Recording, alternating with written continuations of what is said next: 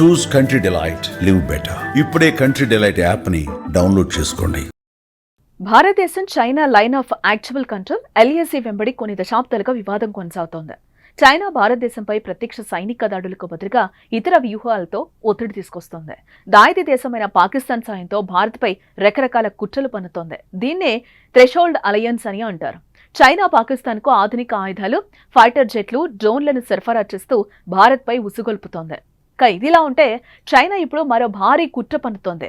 టిబెట్లోని బ్రహ్మపుత్ర నదిపై భారీ జల విద్యుత్ ఆనకట్ట నిర్మాణం చేపట్టడం తీవ్ర ఆందోళన కలిగిస్తోంది.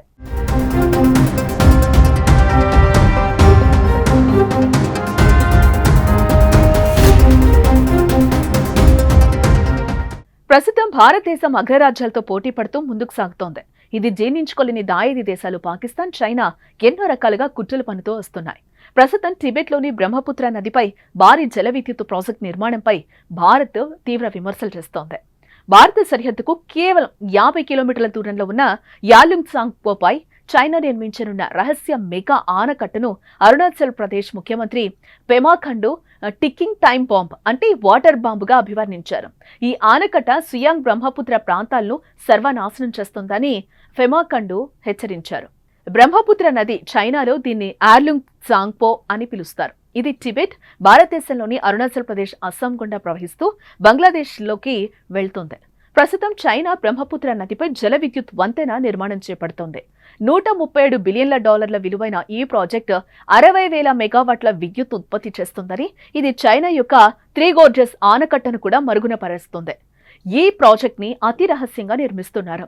ఈ ప్రాజెక్టు పూర్తయితే చైనా నదీ ప్రవాహాన్ని కంట్రోల్ చేయగలదు.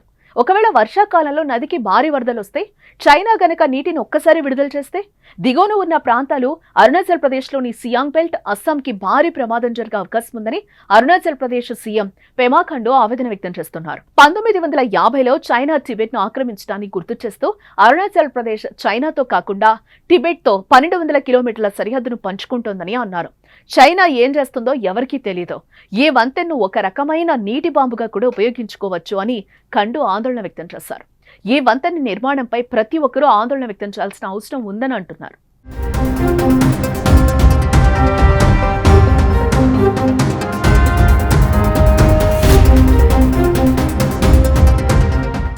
ఇక అంతర్జాతీయ జల ఒప్పందాలపై సంతకం చేయకపోవడం, బ్రహ్మపుత్ర నదిపై ఆనకట్ట నిర్మాణం గురించి వివరాలు భారత్కి వివరించకపోవడం ఆందోళన కలిగిస్తుందని సీఎం పెమా ఖండు అంటున్నారు. ఎక్కువగా భూకంపాలు సంభవించే ప్రాంతాల్లో ఈ వంతెన నిర్మాణం చేపట్టడం ప్రమాదకరమని అంటున్నారు. ఈ ఆనకట్టు భూకంపాల వల్ల కూలిపోతే దిగువన ఉన్న ప్రాంతాలు తీవ్రంగా నష్టపోయే ప్రమాదం ఉందని సీఎం అంటున్నారు. భవిష్యత్తులో ఈ ఆనకట్టు భారత్కి ఊహించని విపత్తు తెచ్చే అవకాశం ఉందని అంటున్నారు.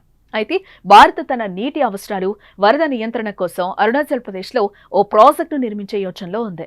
భారత సరిహద్దుకు సమీపంలో చైనా నిర్మిస్తున్న మెడోగ్ డ్యాం ప్రాజెక్టు పర్యావరణ ఆందోళన కలిగిస్తోంది.